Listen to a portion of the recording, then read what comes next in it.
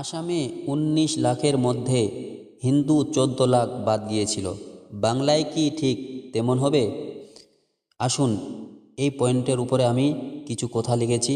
কথাগুলো অবশ্যই শুনবেন, তারপরে কমেন্ট করবেন। প্লিজ ২ হাত জোর করে বলছি, কথাগুলো অবশ্যই শুনুন। আসুন, কথাগুলো শুনুন।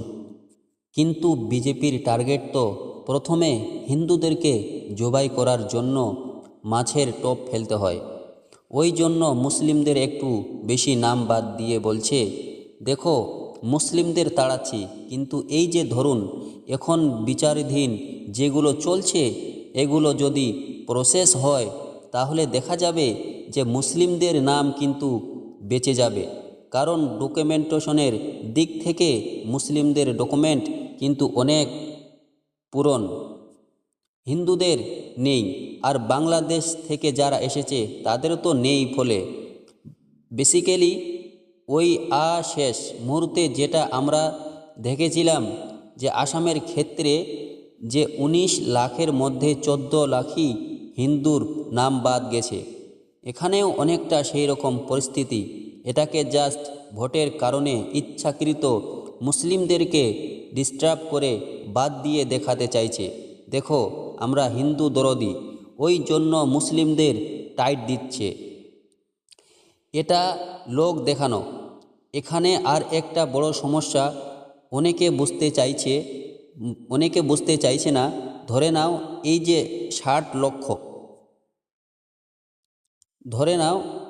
৬০ লক্ষ, আপনারা একটা জিনিস বুঝতে পারছেন না। একটা পরিবারের ধরুন ৫ জনের জায়গায় ২ জনের নাম বাদ গেছে। যখন ওই ২ জন তারা নিজের নাগরিকত্ব প্রমাণ করতে পারবে না, তখন কিন্তু ওই পরিবারের বাকিরাও কিন্তু ওই প্রসেসের মধ্যে চলে আসবে। অর্থাৎ একটা পরিবারের ২ জন বিদেশি চিহ্নিত হয়ে গেলে মানে বাকি পরিবারের ৪ জনও চিহ্নিত হয়ে যাবে। অর্থাৎ আজকে যদি ধরুন ৬০ লাখ লোক ইচ্ছে বাদ যাচ্ছে, তাহলে আগামী ১০ বছর পরে দেখা যাবে যে আমি পরিবারের কথা বাদও দিই, ওই ৬০ লক্ষ যে জেনারেশন যারা ধরুন আগামী ১০ বছর পরে যখন SIR হবে তখন দেখা যাবে এই ৬০ লক্ষটা হয়ে যাবে ৬ কোটি। কেন বলছি?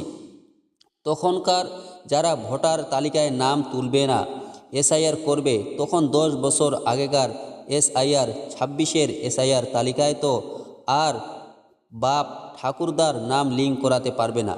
কারণ এই সময় তো তার বাপ ঠাকুরদা বাদ গেছে। অর্থাৎ সংখ্যাটা ৬ লাখে এই ৬০ লাখ থেকে তখন ৬ কোটিতে চলে যাবে। আমরা এই হিসেবে একটা এভারেজ বলেছিলাম যে পশ্চিম বাংলায় SIR প্রতিক্রিয়ায় যারা বাদ যাবে এই লোকগুলো আগামী দিনে ভোটার কার্ড, আধার কার্ড এগুলো পরপর ধাপে ধাপে বন্ধ হবে, যেমনটা আসামে বা অন্য জায়গায় হয়। বা যে কোনো লোককে বিদেশি চিহ্নিত করার পরে সেই লোকগুলো সমস্ত ডকুমেন্ট ধীরে ধীরে নষ্ট হয়ে যায় এবং লিঙ্ক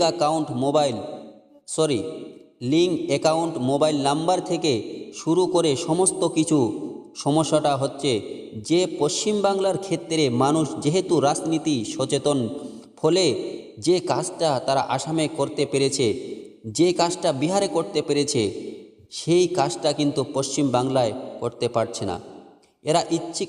এরা ইচ্ছাকৃতভাবে মুসলিম ভোটার কেটে ভেবেছে যে তৃণমূলের ভোট কেটে দিলাম আমরা তাহলে জিতে যাব।